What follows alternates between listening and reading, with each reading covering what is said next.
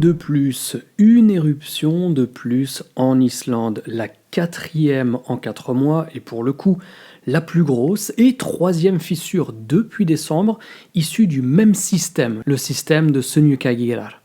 L'éruption a commencé samedi 16 mars à 20h23 entre Eyjafjall et Stóra-Skógfell après une activité sismique de très courte durée. Donc maintenant on est dans des éruptions qui ne préviennent plus.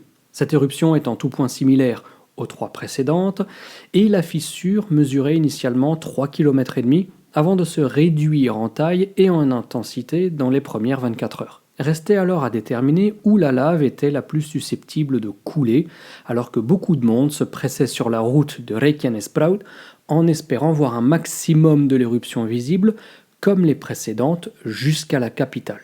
700 personnes se trouvaient alors au Blue Lagoon au début de l'éruption et une dizaine de maisons seulement étaient occupées à Grindavik.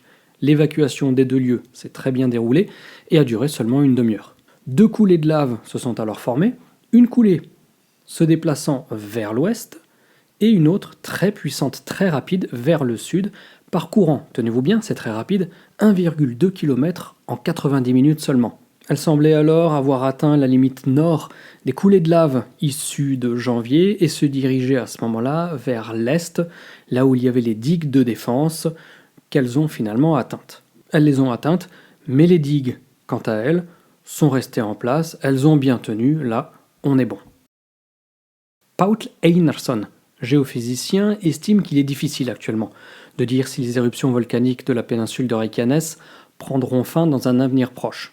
Certains géoscientifiques ont déclaré qu'ils pensaient qu'il est probable que la séquence d'événements survenus se termine vers la fin de l'été. Mais il est presque impossible de dire quand tout cela se terminera complètement. Surtout que les fissures peuvent survenir à de nombreux endroits et pas uniquement à côté de Grindavik, comme c'est le cas depuis décembre 2023. La séquence des événements sur la péninsule de Reykjanes en est encore au stade de petites éruptions. Il est probable que les éruptions ultérieures soient plus importantes, si on les compare à la séquence des événements des incendies du Krapla des années 70, lorsque les éruptions sont à ce moment-là devenues plus importantes après 5 ans d'activité. Mais on peut tout imaginer, nous disent les experts. On peut imaginer un arrêt prochain, soudain. On peut imaginer une poursuite épisodique durant 1 ou 2 ans. On peut même imaginer une pause de quelques années avant un réveil sous forme similaire aux éruptions du Fagradalsfjall de 2021, avec une éruption certes douce, mais très longue. Pour ce qui est des éruptions du Krapla, eh bien j'en avais parlé dans une récente vidéo. Il me semble que c'était soit en février, soit en janvier. Donc je vous remets les liens des vidéos dans la description pour votre plus grand bonheur.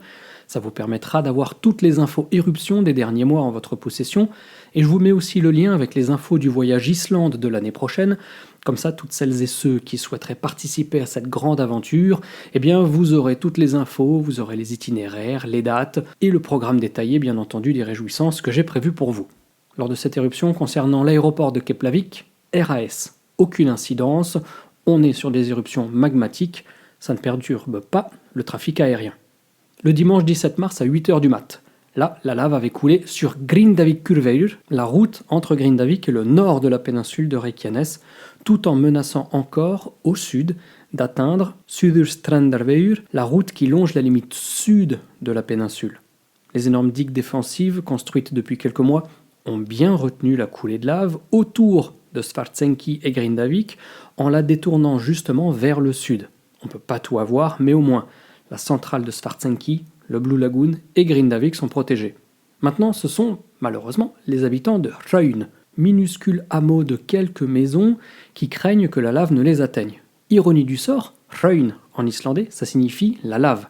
Et c'est aussi une barre chocolatée très populaire en Islande qui a un petit peu une forme proche des lions que vous avez en France. Le lundi 18 mars au matin, l'éruption se poursuit. Et environ 36 heures après son début, sa force a baissé de 95%.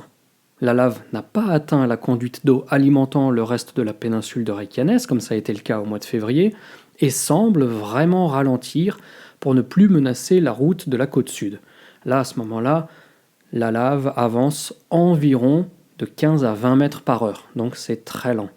L'histoire de la péninsule de Reykjanes nous apprend que nous pouvons voir des périodes de 10, 20 ou 30 ans lors desquelles des éruptions peuvent se produire. Eu égard à ce que nous avons mentionné il y a un instant concernant les comportements volcaniques, les citoyens doivent se préparer à tous les scénarios possibles. Le dernier danger, au moment où j'enregistre cette vidéo, ce sont des bassins de lave qui semblent se figer, mais qui pourraient toutefois éclater, céder, en direction de Suðurstrandavegur. En effet, même si c'est très minime, les cratères formés à la suite de cette éruption continuent de cracher de la lave.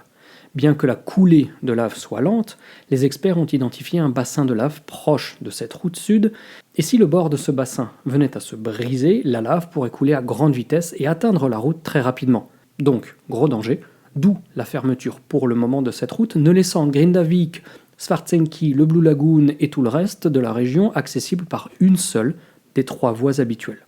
En espérant que cette vidéo vous a plu, les amis, je vous donne rendez-vous sur la chaîne très bientôt, peut-être pour de nouvelles actualités volcaniques issues de l'Islande, ou pour toutes les autres vidéos que je suis en train de vous préparer, filmées en Égypte et ailleurs à travers le monde. En vous remerciant d'avoir regardé tout ça jusqu'au bout, comme toujours, portez-vous bien, et d'ici à ce qu'on se retrouve, n'oubliez pas de garder la passion. Ciao ciao.